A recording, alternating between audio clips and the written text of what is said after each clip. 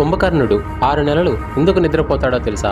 కుంభకర్ణుడు పుట్టినప్పటి నుంచి ఆకలి అని దేశం మీద పడి మనుషులని, రాక్షసులని, జంతువులను తినేవాడు. అలా గంటకి కొన్ని లక్షల మందిని తినేవాడు. వీడిని చూసిన లోకమంతా తల్లడిల్లిపోయి ఇంద్రుడిని ప్రార్థించాయి. అప్పుడు ఆ ఇంద్రుడు ఐరావతం మీద వెళ్లి, ఏరా నీకు బుద్ధి లేదా? ఏమిటిరా ఈ తినడం? ప్రాణకోటిని బతకనివ్వవా అని అరిచాడు. అప్పుడు ఆ కుంభకర్ణుడు ఆగ్రహంతో ఐరావతాన్ని ఒక్క తోపు తోశాడు. ఆ ఐరావతం కింద పడిపోయింది.